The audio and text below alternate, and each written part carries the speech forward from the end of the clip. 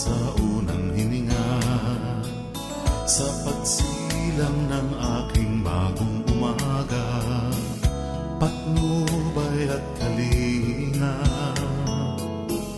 ginhawa at ligaya, ang lahat sa'yo, Diyos, ay nagmula. Kalakasan ng aking kabataan, matibay kong muog at aking sandigan, tanging panghahawakan at sasampalatayanan. Ikaw, Diyos, ang aking hangganan. Ikaw ang buhay ng buhay ko, ang simula wakas ng panahon, bublihan ng puso ko, ang tahanan ko saan naroon, anumang guhit ng kapalaran, dilingid sa iyong kaalaman, dahil ang buhay ko ay ikaw, Panginoon. Ang buhay ko ay ikaw, Panginoon.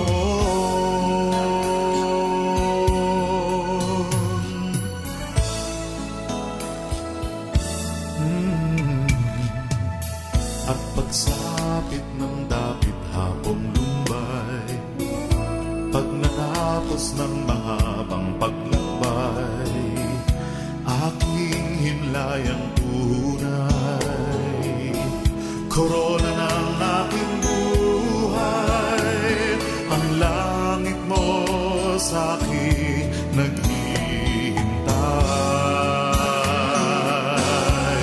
Ikaw ang buhay ng buhay ko, ang simula at wakas ng panahon, bublihan ng puso ko, ang tahanan ko saan man naroon, anumang guhit ng kapalaran,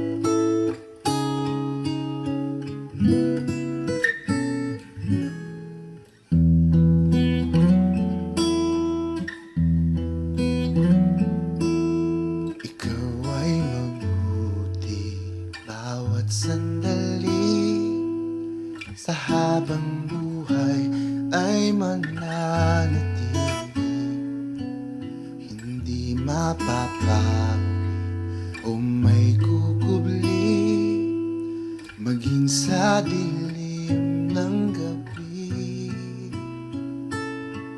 Sandigang matibay ang iyong pangako, lakas at pag-asa ng aking puso. Hindi na mabilang magkakataon, patunay ng katapatan mo.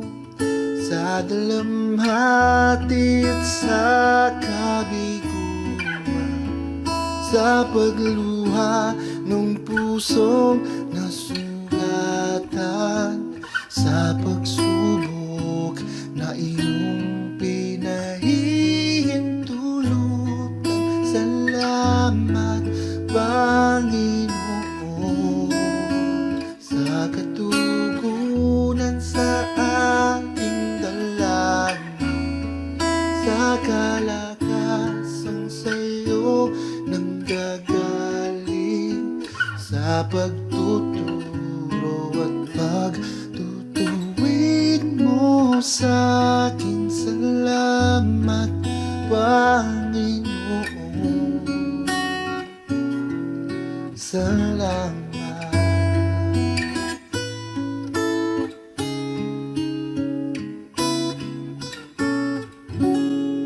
Ikaw ay mabuti bawat sandali, sa habang buhay ay mananatili.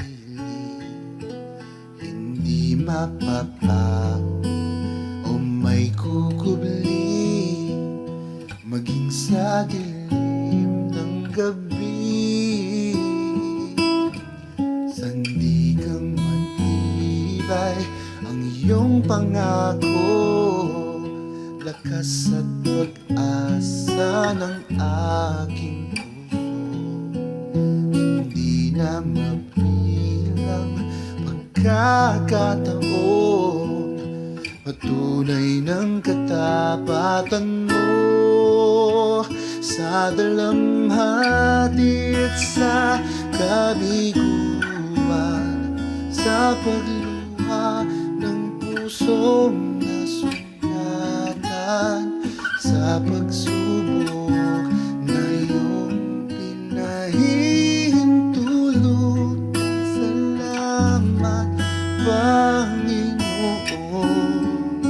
sa katugunan sa aking dalangin, sa kalakasang sa'yo nanggagaling, sa pagtuturo at pagtutuwid mo sa'kin. Salamat, Panginoon, ikaw ay mabuti, ikaw ay tapat, sa'yo ang papuri at pasasalamat.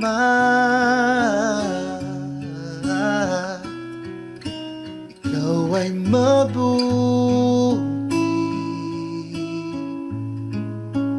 ikaw ay tapat, O Diyos, sa'yo ang papuri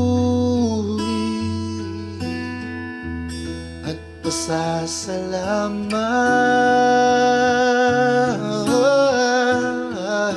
Sa dalamhati at sa kabiguan, sa pagluha ng pusong nasugatan, sa pagsubok na iyong pinahihintulutan. Salamat, Panginoon, sa katugunan sa aking dalangin, sa kalakasang sa'yo nanggagaling, sa pagtuturo at pagtutuwid mo sa'kin. oh, salamat.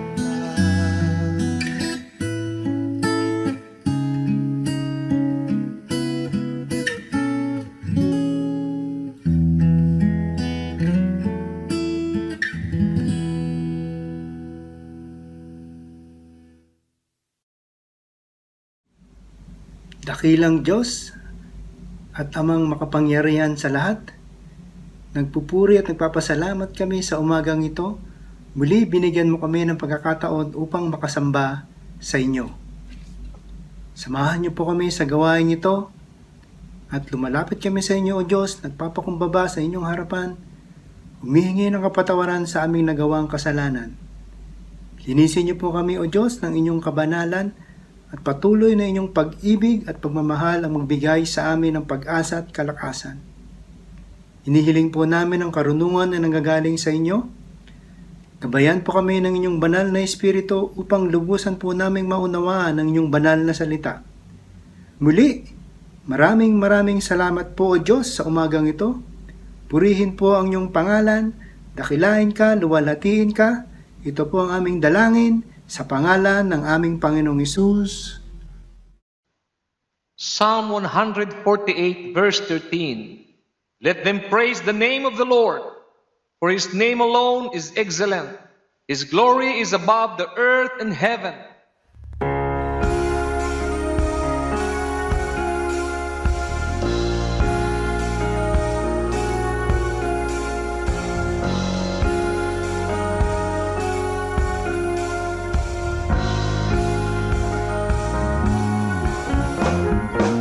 Every praise is to our God. Every word of worship with one accord. Every praise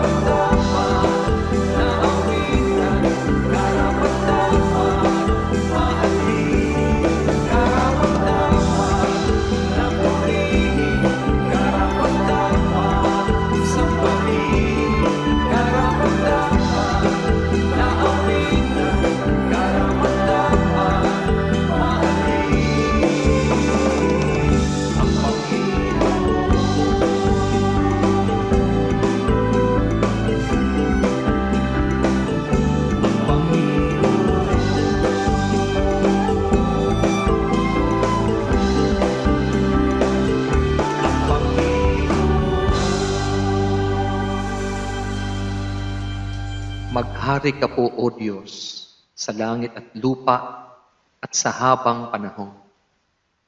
Amin pong itinatanghal ang pinakadakilang ngalan niyo sa pamamagitan ng aming pagsamba at papuri.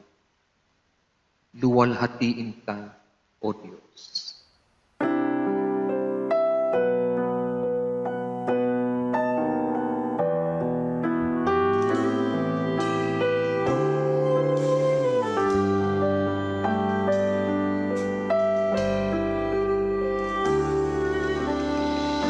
Kayo, O Diyos, ang lumalang ng sandaigdigan. Kami nabuhay sa inyong kapangyarihan. Sa inyong salita, nabuo ang sanglilikha. O Diyos, tunay na wala kang katulad.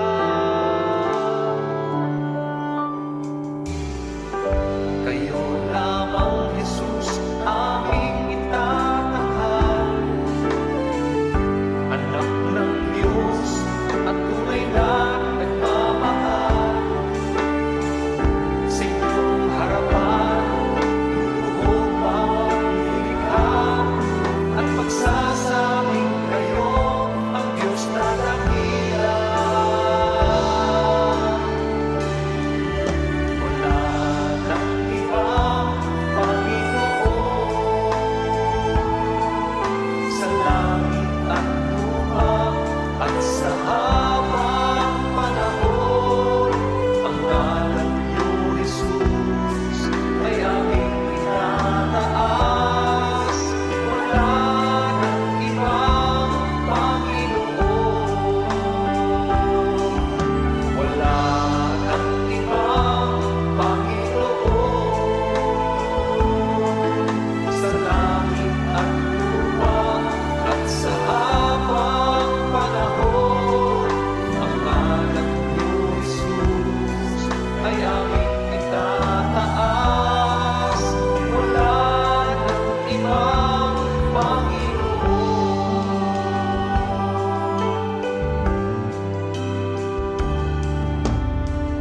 Ang mga bansa ay nasa inyong mga kamay. Bawat tribo ay nasa inyong kalooban. Walang isang kilalang ang makapagyayabang. O Diyos, tunay na kayo ay dakila. Wala kang ibang Panginoon sa langit at lupa at sa habang panahon. Ang ngalan niyo, Jesus, ay aming itataas.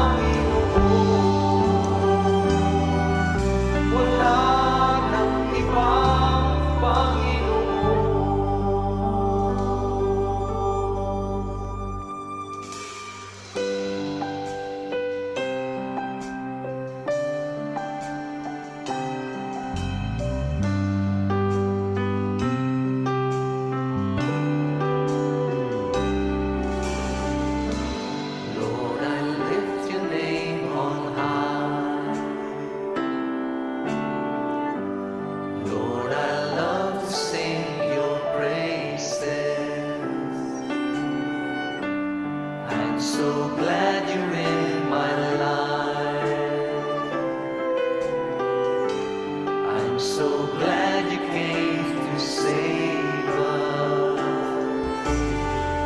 You came from heaven to earth to show the way from the earth to the cross. My debt to pay, from the cross to the grave, from the grave to the sky. Lord, I lift your name on high.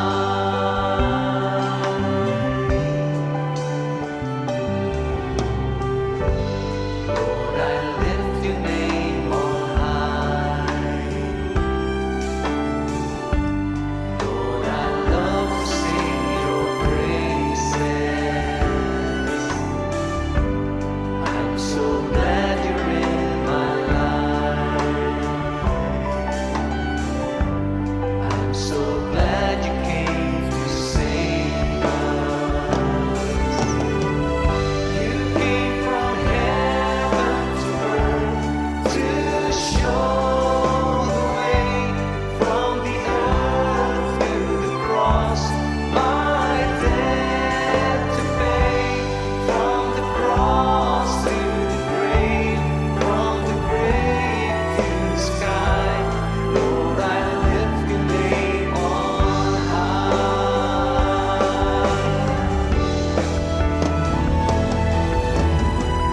You came from heaven to earth to show the way from the earth to the cross. My debt to pay, from the cross to the grave, from the grave to the sky. Lord, I lift your name on high. Lord, I lift your name on high. Lord, I lift your name on high.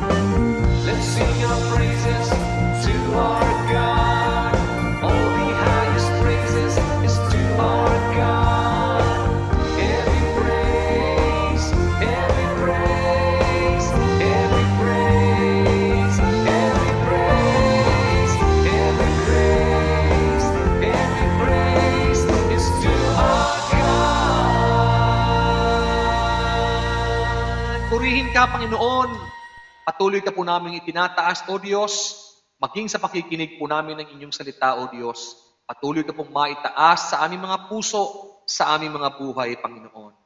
Maingat po namin ibinabalik sa inyo ang kaluwalhatian, ang pagsamba at papuri sa pangalan ni Jesus. Ecclesiastes 5:19. Moreover, when God gives someone wealth and possessions and the ability to enjoy them, to accept their lot and be happy in their toil, this is a gift of God. Ang pag-aaral natin ngayon, pinamagatan nating bow to faith. Tanggapin ang kapalaran, tanggapin kung ano ang ibinibigay ng buhay. May kasabihan na what will be, will be. Kung ano ang nakatakda, siya ang mangyayari. Your happiness depends not only on what happens in your life, but also on how to react to fate, to accept, reject, or adjust to fate, or to modify fate. May mga nangyayari na dahil ginawa natin. May nangyayari na dahil ginawa ng kapwa. Meron namang nangyayari lang dahil nangyayari lang. At ito ay labas sa kakayanan natin na makontrol. Paano sasaya sa buhay na hindi mo nakokontrol ang lahat ng nangyayari? At tulad ng ating sinabi na, ang kaligayahan ng kasiyahan sa buhay madalas sa kasalalay kung paano tayo tumatanggap sa dapat tanggapin sa hindi maiiwasan. Kung paano tayo nag-react sa nagaganap sa buhay, kung paano tayo nag-a-adjust, at kung paano natin inaangkin, at kung paano natin ina-apply sa buhay yung mga nandyan na mga kapangyarihan, mga elemento, mga sangkap ng buhay, whether we like it or not. What can be said about faith? There are some notes on faith that we should appreciate. Divine will or natural law shapes faith. Bakit natin pinagsabay yung divine will at natural law? Kasi yung natural law, God ang gumawa niyan. Walang pwedeng ibang gumawa. So nakakatiyak tayo that whatever is in natural law is also in accordance with divine will because God created nature. Psalm 139, 13-14, for instance, sa human nature. For you created my inmost being. You knit me together in my mother's womb. I praise you because I am fearfully and wonderfully made. Your works are wonderful. I know that full well. Paano ka sasaya sa buhay kung ganyan ang iyong height, kung ganyan ang iyong weight, ganyan ang iyong genes, ganyan ang kulay ng iyong buhok o kulay ng iyong mata? Paano ka sasaya sa buhay kung isinilang ka sa ganitong tribo, sa ganong lahi, sa ganong bansa? Nasa iyong pamamaraan yan ang pagtanggap sa mga bagay na dapat at kailangang tanggapin. At ang isang dapat at unang-unang tinatanggap para sumaya, kung ano ka at kung paano ka nilikha ng Diyos. Your genetic makeup, your inborn talent, your innate nature, lahat ng yan dapat matanggap. Huwag labanan, i-improve lang, i-enhance, pero huwag i-reject, itapon, kasi hindi mo pwedeng gawin dahil yan ay kakambal ng pagkakalikha sa iyo. Ang tao na sasaya sa buhay, ang tao na sasaya sa buhay na ibinibigay sa kanya ng Diyos, ay yung taong tatanggap sa sarili. Tatanggap din sa kapwa para mayroong kapayapaan, walang needless struggle, walang needless strife, at walang pagsasayang ng pagod, lakas at hirap para baguhin ang hindi naman nababago. Tinatanggap lang ang hindi nababago. Psalm 139:16, tungkol pa rin sa sarili at pagkakalikha ng Diyos sa ating mga sarili-sarili. Your eyes saw my unformed body. All the days ordained for me were written in your book before one of them came to be. May nakatakda para sa atin. Not the details, kasi meron tayong free will. Pwede tayong mag-interfere, pwede tayong sumali, pwede tayong tumanggap, yumakap, mag-modify, o tumakbo mula doon sa itinakda para sa atin. And in that case, hindi tayo sasaya. Magiging magulo lang. Pero meron talagang nakatakda. Genetically, people are already created to become this and that. Pwede mong labanan yun, pero hindi ka magiging very fruitful. Pero kung dinevelop mo yun, kung ano yung what you were really ordained by God to be, doon ka magkakaroon ng highest potential to be the best person that you could be, to be the most fruitful and productive person. And, of course, to be the happiest within your own terms. Pagka nilalabanan mo yung likas, nilalabanan mo yung natural, hindi ka sasaya. At nakakalungkot na masyadong maraming religious teachings ang laging itinuturo is to demonize the human nature, to demonize your inborn nature, to demonize what is natural in you. Samantalang sabi nga ng Psalm, you created me. Before I was formed, you saw my unformed body. All the days of my life were ordained by your will. So dapat we develop and come to terms with ourselves. Have peace with ourselves. At magkaroon tayo ng peace kung paano nilikha ng Diyos ang ating kapwa, ang ating kapatid, ang ating kaibigan, ang ating anak, ang ating magulang, kasi lahat yan likha ng Diyos. How do you bow to fate? Accept your natural self. Jeremiah 13:23, can an Ethiopian change his skin or a leopard its spots? Dapat ang number one na katuruan ng spirituality is to accept oneself and to accept others. Pero baligtad, most of the time, ang religiosity, ang religious institutions and organizations, ang mission is to change us, to change you. But how can you change the leopard? How can you change the Ethiopian skin? How can you change a person whose personality, whose being were created by God, ordained by God, even before we were born? Dapat magkaroon tayo ng peace with ourselves. Because peace with ourselves means peace with our makers. Marami kasing mga tao pagka naging mas relihiyoso, napupuno lalo ng guilt because religion fills them with guilt about their own natural selves. Na laging dinidemonize yung appetites nila, dinidemonize yung kanilang mga hilig, yung kanilang mga pleasures. Samantalang ang Diyos naman ang naglagay ng mga nerve endings wherever in every part of our body so that we will be sensual and we will enjoy things that are designed by God to be enjoyed. Siyempre, merong bad way to enjoy, merong good way to enjoy. Pero hindi ko mo enjoyment bad na. Dapat lang nating dinidisiplina ang sarili na nandun tayo sa tamang paraan, nasa tamang timing, nasa tamang expression at context. But we should not demonize pleasure by itself and in itself. Hindi dapat i-demonize yung mahilig ka, masaya ka, gusto mong sumayaw, gusto mong kumanta, gusto mong kumain, tapos minamasama lagi. Guilty ka tuloy ng guilty, pero hindi mo naman matanggal sa sarili mo, kaya lalo ka lang nagiging guilty. Sabi niya, I praise you for the wonderful way that you have created me. This is me, you are the creator. I will celebrate life the way I am. I will only continue to be the better and the best version of myself, but I will not be not myself. I will stay as myself because you are my creator. Do not exert needless effort to change against how you were created. You would only be miserable, you would only be sad.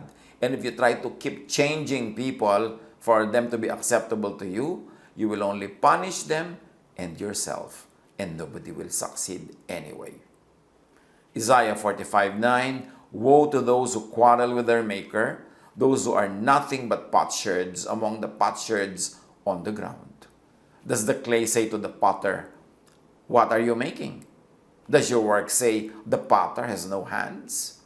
So yun daw, palayo ka lang, sasabihin mo sa maker, bakit mo akong ginagawang ganyan? Bakit mo akong ginawang ganito? Para walang kamay. Hindi ka sasaya pag nakikipagtunggali ka sa potter, pot and pottery ka. Dapat kang tumanggap kung anong ginawa ng potter. Do not contend with God. Do not contend with nature about how you were created. Ang dapat ang itinuturo ng spirituality is acceptance of self as how God created us and acceptance of others, not rejection of others because we have standards that are impossible to satisfy anyway. Ecclesiastes 2:15, then I said to myself, the fate of the fool will overtake me also. What then do I gain by being wise? I said to myself, this too is meaningless. Ang sinasabi ni Solomon, the wise and fools, pareho lang sila ng fate. The same fate overtakes them, pareho lang silang mamamatay. Sa kabilang buhay. Mayroong ordained common fate ang lahat, no matter. And that is physical death. Matalino ka mat hindi, mayaman ka't hindi, maganda ka by the standards of the world at hindi, pare-pareho lang nasasakabilang buhay. And of course, there's another example of that between humans and animals. Ecclesiastes 3:19, surely the fate of human beings is like that of the animals. The same fate awaits them both.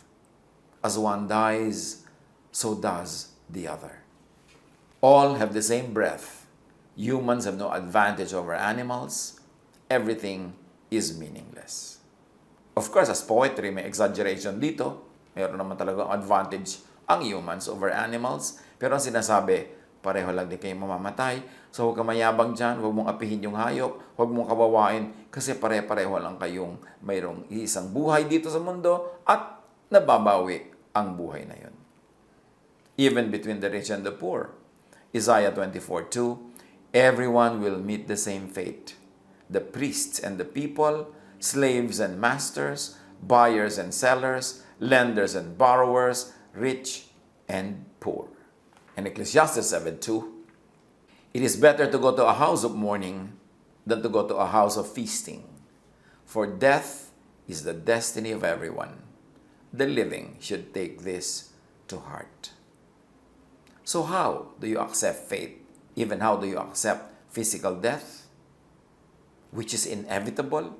Di naman naiiwasan. Do not be needlessly concerned about physical death. Huwag laging isipin. Laging takot na takot ang mga tao. We only live once. At sabi nga sa Peanuts cartoon, no, you don't live only once. You live every day and you die once. So sa dinami-dami ng araw ng iyong buhay, isang araw lang doon yung naka-assign sa kamatayan.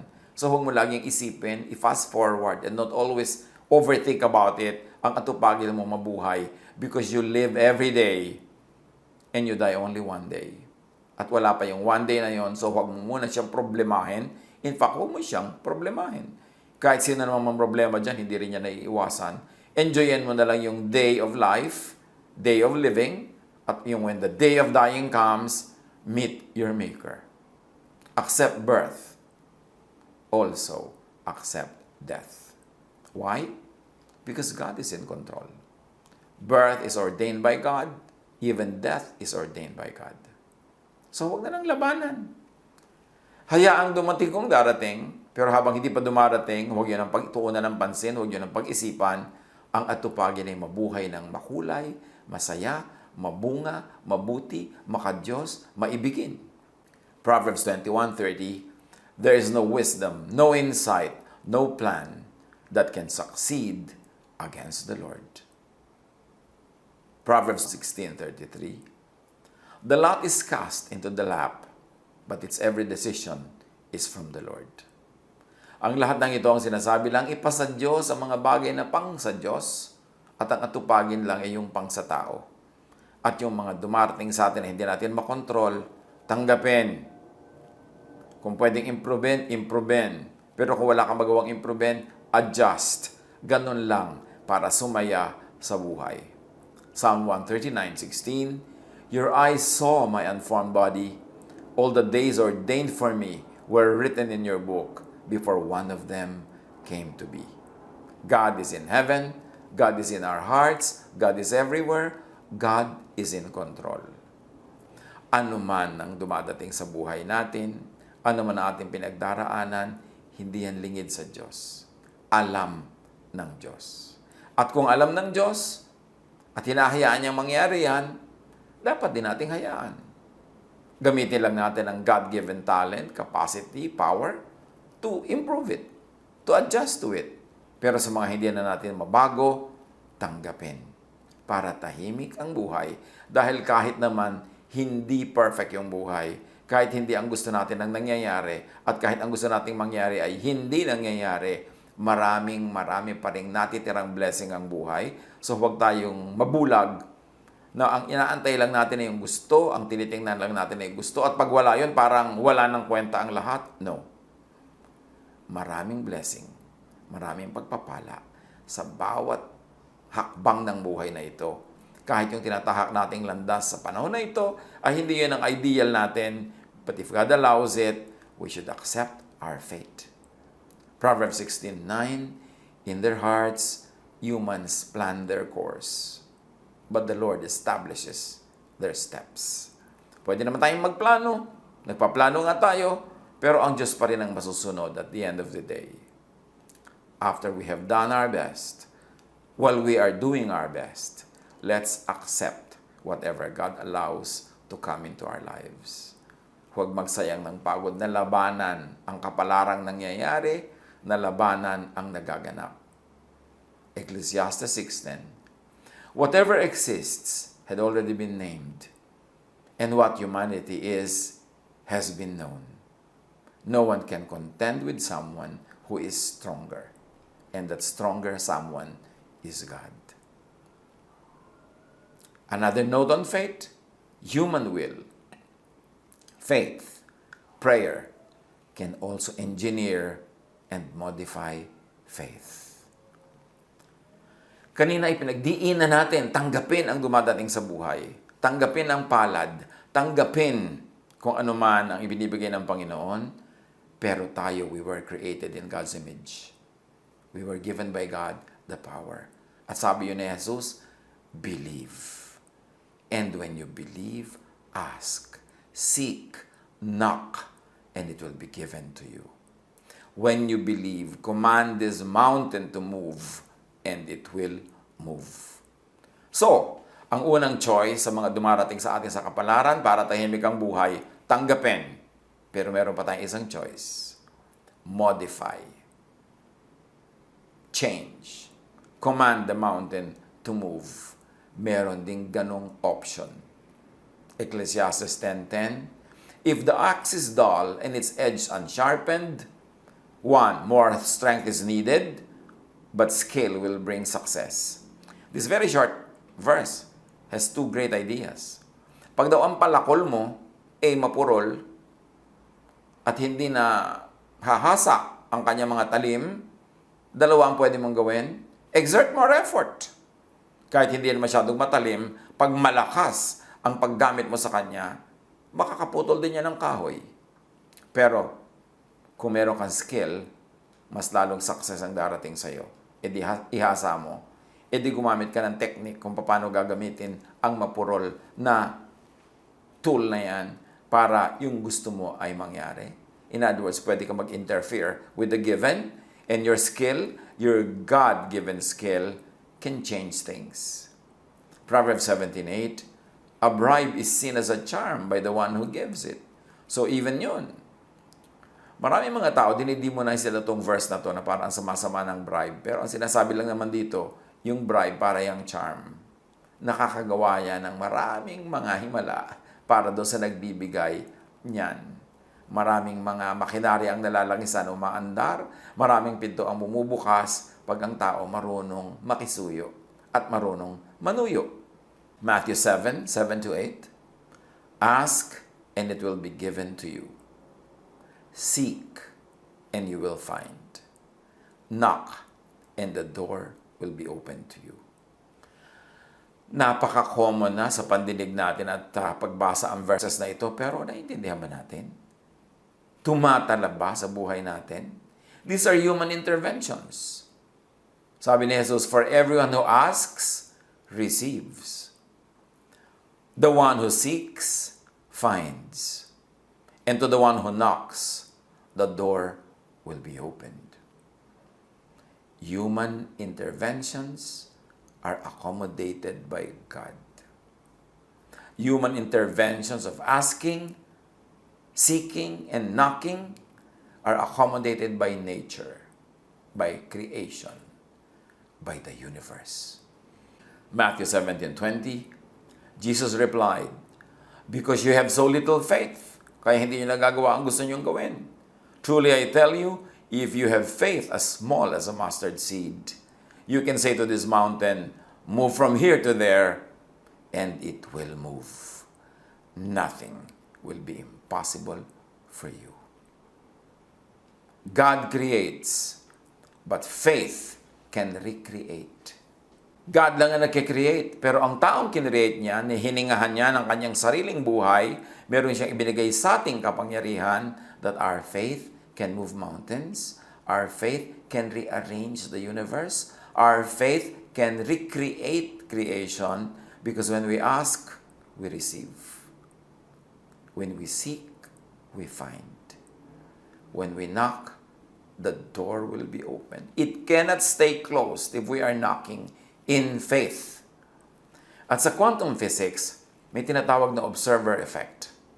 The observer's intention and attention freezes something into a wave or a particle and selects a particular outcome from all possibilities.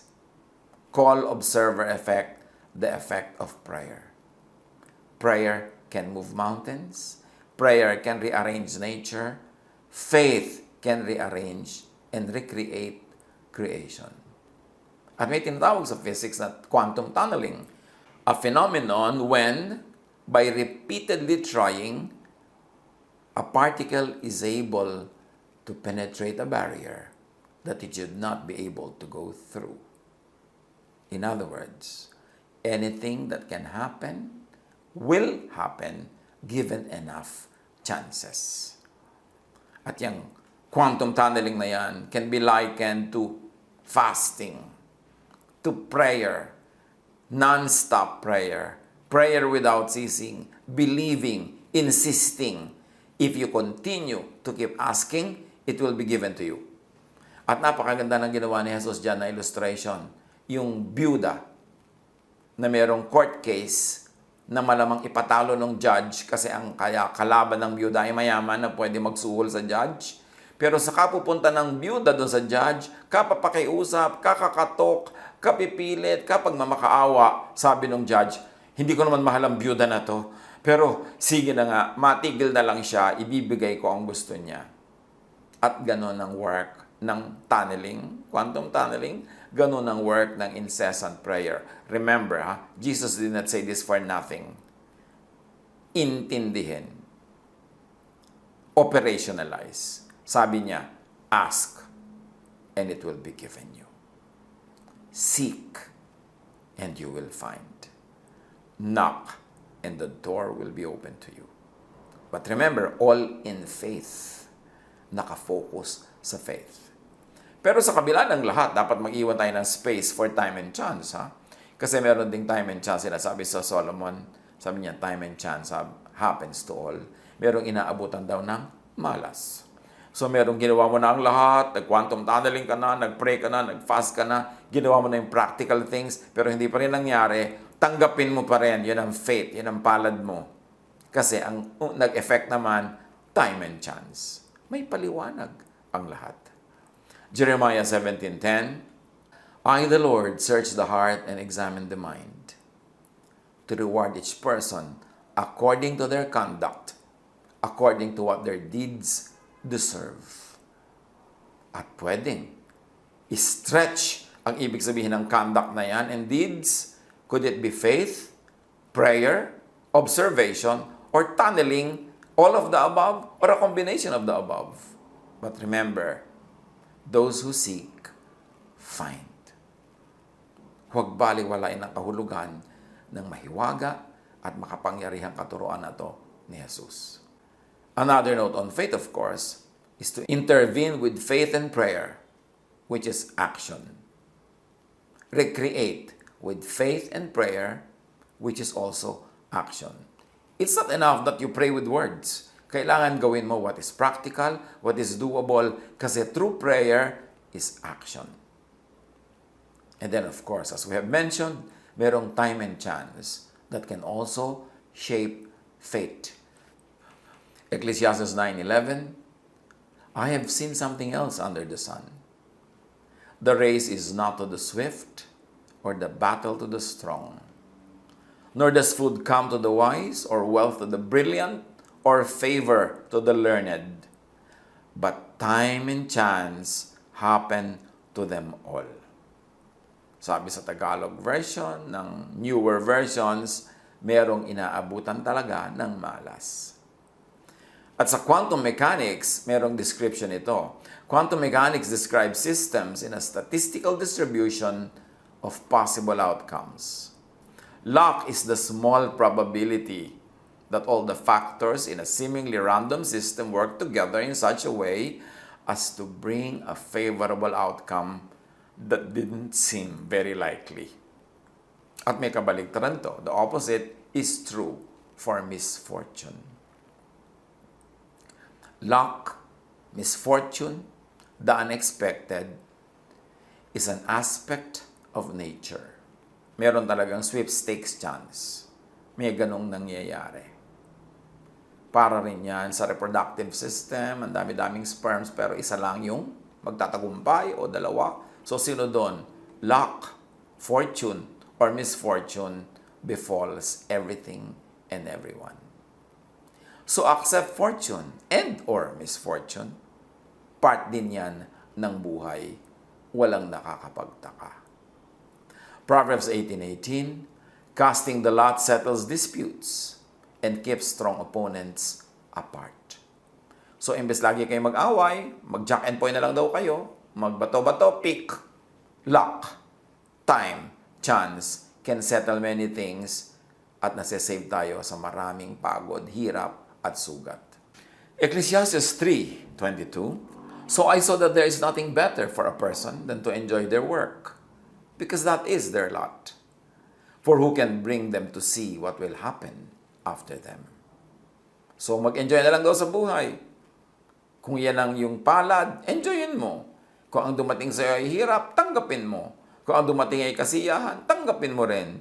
Binless ka ng Diyos ng kayamanan at kaya mong ma-enjoy, enjoyin mo without apology.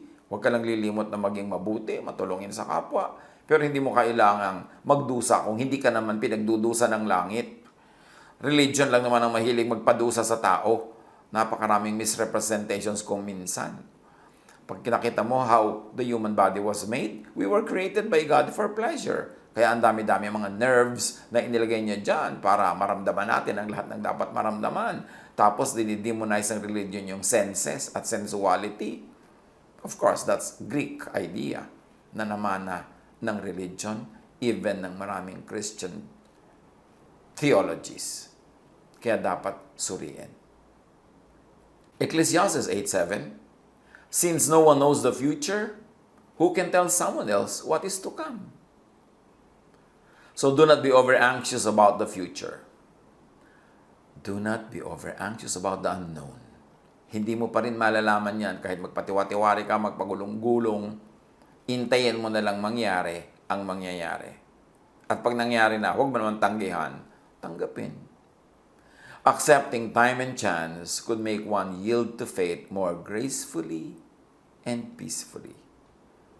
So halimbawa, hindi ka nagtagumpay, pwede mong masabing, hindi kasi natin ginawa ang tama, o hindi kasi ito ang kalooban ng Diyos, o ganun lang talaga. Merong dinadatnan ng malas. Pero bihira lang yon. Hindi pwedeng ang namumuhay ay laging kamalasan at hindi laging pwedeng laging swerte. Kasi maliit lang yung chance for swerte and for malas. Ang malaki talaga na bahagi ng buhay ay yung prayer, yung faith, yung work, yung living according to the will of God, following the laws of nature. Yun, malaki ang chance na mangyari yung gusto natin at ibig na mangyari. Ecclesiastes 9:1, so I reflected on all this and concluded that the righteous and the wise and what they do are in God's hands, but no one knows whether love or hate awaits them. Lahat ng ginagawa natin, nasa kamay ng Diyos. Gawin lang natin yung kaya at ipasa Diyos na ang lahat. God is in control. And the part of the system is that prayer and faith can change things, can move mountains. As we have mentioned, Sa quantum physics, observation can change things, can move mountains. And the wave function collapse, an idea in quantum physics, the outcome of an event can be manipulated by extracting data pertaining to that event. Again, ang equivalent is prayer, observation, faith. What you predict, expect, and measure will increase the probability of it happening. Pag lagi mong pinapredict, inaasahan, sinasabi, binabantayan, inuungkat, pinalalaki mo ang chances na ito ay maganap. Kaya pag ang lagi mong iniisip ay negative, ang lagi mong kinakatakutan ay negative, ang laging laman ng iyong isip ay takot, malamang yun ang matutuloy. Kaya sinasabi sa Bible, whatever is true, whatever is worthwhile, whatever is beautiful, think about these things. Kasi pag iniisip mo, ipinagpe-pray mo. At sa quantum physics yon, you are observing, you are tunneling, and you increase the chances of this happening. That is the observer effect. The observer's intention and attention freezes something into a wave or a particle and selects a particular outcome from all possibilities. As we have said earlier, let me say it again. Tunneling can change things, can move mountains. At yung quantum tunneling, a phenomenon when a particle is able to penetrate a barrier that it should not be able to go through by repeated trying. Anything that can happen will happen given enough chances. At sinasabi ng matatanda, pag may tiyaga, may nilaga. Pag may prayer, may answer. Pag may knocking, may opening of the door. Pag may seeking, merong finding. Pag may observation, pag may tunneling, merong effect. So, believe, ask, seek, knock. Pray without ceasing. What you pray for, what you think of, what you work on, will have a great chance of being your reality. So after, and while doing the best you could, accept what life brings. Huwag makipag-boxing sa buhay, huwag makipag-judo, karate at kung ano-ano pa, huwag makipaglaban, tanggapin ang dapat tanggapin. Kasi kahit hindi yon was what you had in mind, marami pa ring blessing na makikita doon. Accept your lot to find peace. Pagka hindi mo tinatanggap ang nangyayari na hindi mo naman maiiwasan, lulungkot ka lang. Magiging miserable ka lang. Accept your lot to find peace. Be at peace. Isaiah 46:10. I make known the end from the beginning. From ancient times, what is still to come. I say, my purpose will stand, and I will do what I please. Yan ang sabi ng Diyos. So bow to faith. Bow to God, and find peace. I-apply ito sa ating buhay. Baguhin nyo ang pwedeng mabago at kayang baguhin. Pero hindi kayang baguhin, andyan na talaga, tanggapin. Pwedeng mabago yan sa ibang araw, pero kung hindi mababago ngayon, tanggapin. Para tumahimik, para pumayapa, para sumaya. Yung anak na hindi mo mabago, tanggapin. Magulang na hindi mo mabago, tanggapin. Yung kapatid na hindi mo mabago, tanggapin. Kasi magbabali-bali lang ang buto niya at buto mo pag pinipilit yung baguhin ng isa't isa. Sabi rin sa Ecclesiastes, what is crooked cannot be straightened.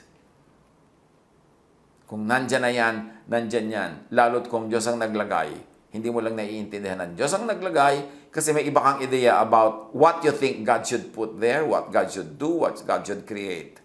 But God is creator. And so we see God's hand at work in the created things, in our reality. Tanggapin ang dapat tanggapin. Kung kayang medyo baguhin, i-adjust para mag-improve, gawin.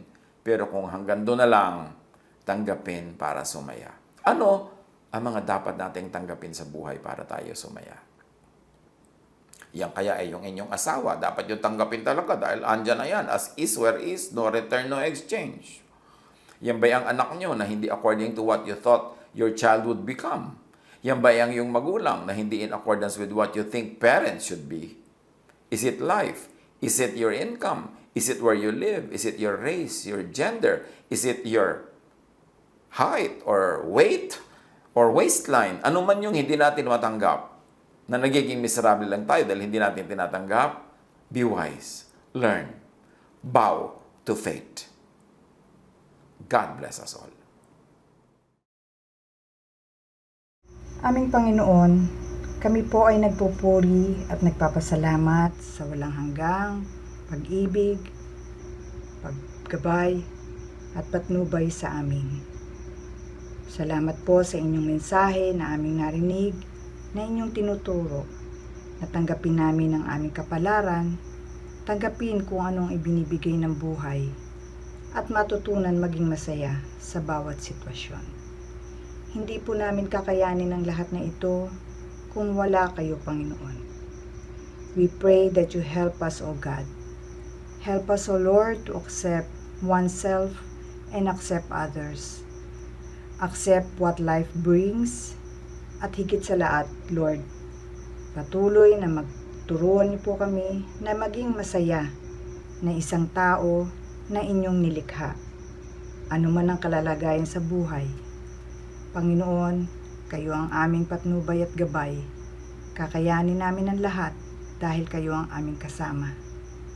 At sa aming pagkakaloob, Panginoon, idinudulog namin sa inyo ang aming mga kaloob, ang aming mga handog, tanda ng aming pagsamba at pagpamahal sa inyo, at magamit din ito sa inyong gawain. Ang lahat ng ito ay inaalay namin sa tanging pangalan ni Jesus na aming tagapagligtas.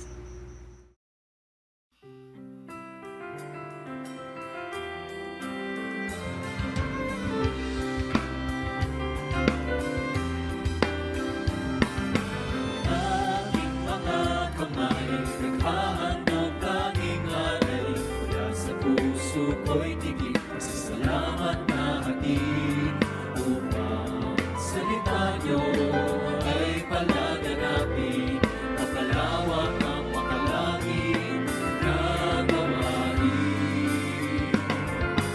Tinig na umaawit, papuri ang inihahatid, sa salamat ang sinasabi, ang kalakay walang patig. Kung sayang ibinabalik, pangabiyayang galing sa langit, tunay at mayaman ang inyong pag-ibig. Ang aming alay, O Diyos, ay tanggapin, handog na pinakamahina ang aming dadalhin. Lahat ng ito'y sa inyo dinanggaling, manalaan tungo sa inyong gawain. Aming alay, O Diyos, ay tanggapin, handog na pinakamahina ang aming dadalhin. Lahat ng ito'y sa inyo dinanggaling, manalaan tungo sa inyong gawain.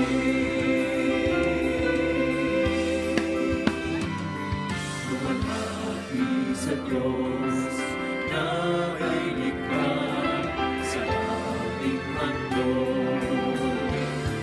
Alagon kayo nawa siya nawa. Amen. Siya nawa. Amen.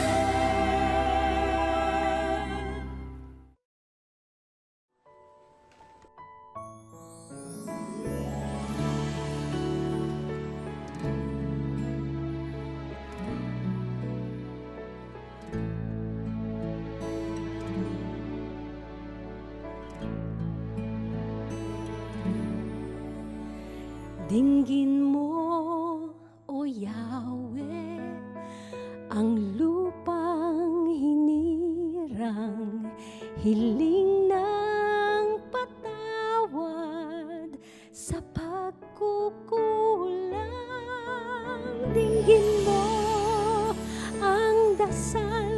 ng Pilipinas mong mahal, itaas mong muli at bigyan mo ng dangal.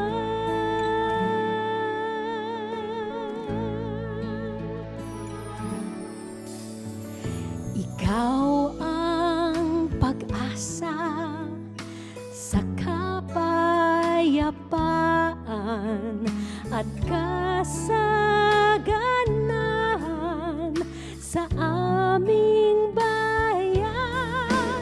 Dinggin mo ang dasal ng Pilipinas mong mahal, itaas mong muli at bigyan mo ng dangal. Kung sakaling puso'y lumayo, nanunumbalik sa iyo, Panginoon, dinggin mo sa iyong luwalhati lahat ng papuri sa aming salinlahi, ika'y maghari. Dinggin mo ang dasal ng Pilipinas mong mahal, itaas mong muli at bigyan mo ng dangal. Dinggin mo ang dasal ng Pilipinas mong mahal, itaas mong muli at bigyan mo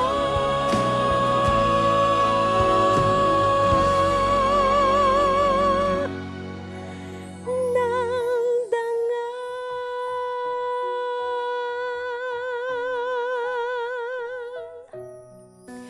Dinggin mo ang dasal ng bayan mong mahal.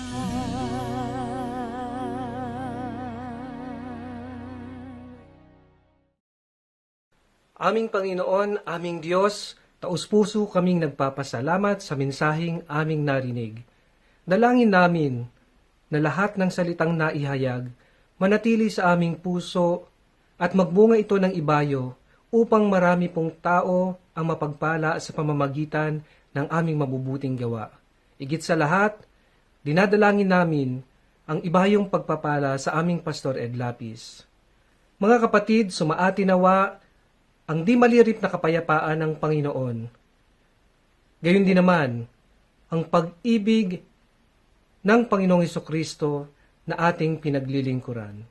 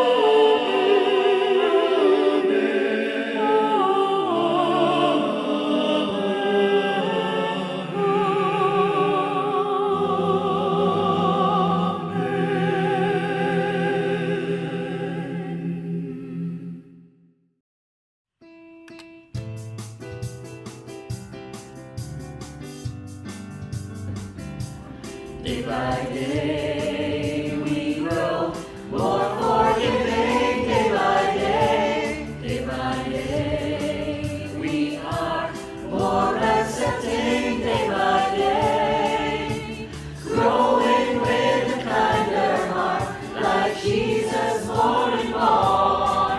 From glory to glory, day by day.